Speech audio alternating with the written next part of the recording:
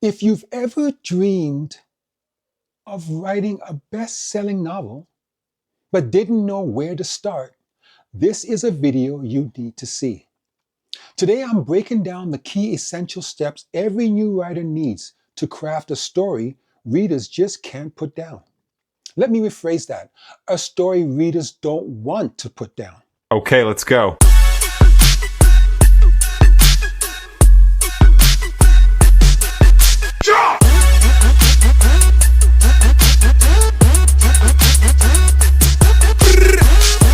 Whether you're writing fantasy, romance, a thriller, or spit up your soda funny, these principles will help you build a novel with real bestseller potential. Before you do anything else, you must start with a well-defined idea. Now, notice I didn't say a big idea or a great idea. And that's because how your idea is perceived is entirely up to your reader.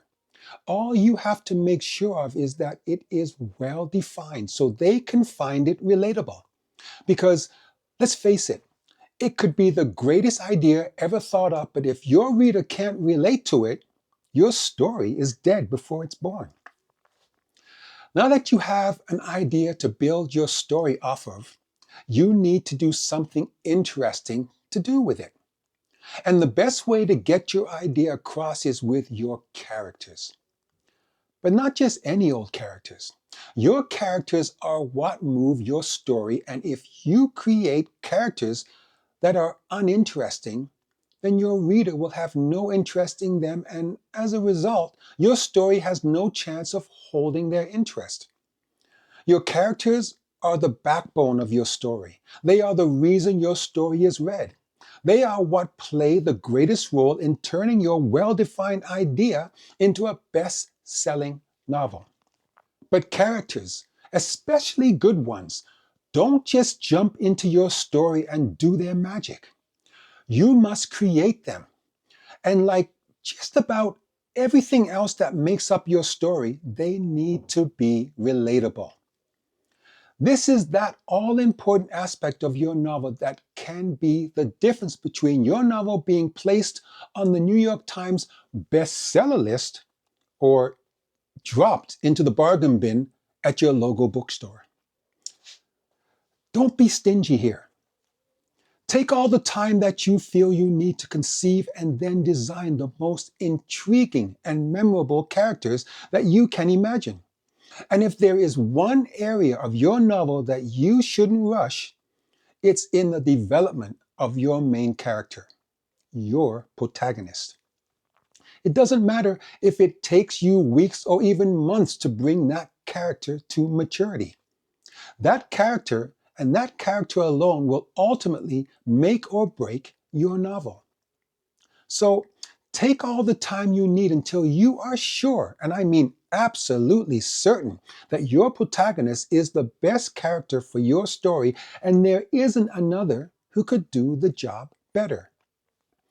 If you, as their creator, don't find yourself enthralled by this character, how can you expect any reader to want to follow them?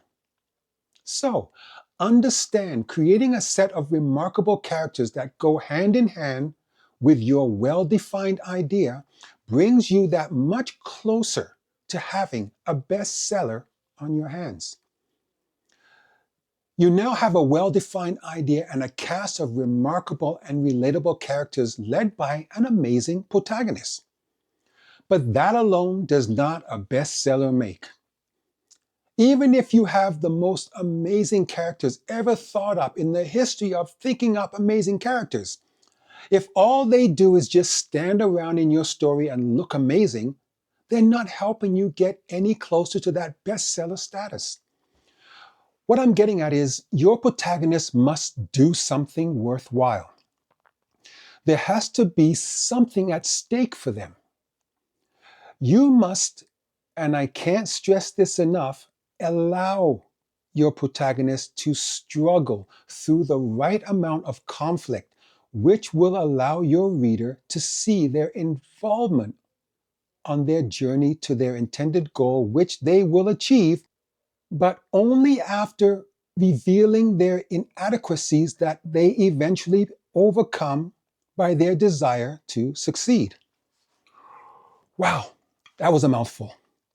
In other words, they become a relatable character that your reader can follow and cheer for. Everything else is really just fill. Your plot is really just your idea combined with your main character that has become your story. Your setting is indeed important, but let's face it, once you have your reader hooked on your amazing character with a relevant purpose, the setting isn't anywhere near as important. As long as you have that well defined idea and a remarkable and relatable main character, you could set your story at 3 in the morning, 50 years in the past, in a 6x9 cell, and your reader will eagerly continue to follow your protagonist to the very end of your story. And as long as you have readers who want to stay until the end of your story, you will have the makings of a best-selling novel on your hands. Thanks for watching. And if you found anything that I said beneficial to you in any way, hit that subscribe button because you never know. My next video might just be helpful too.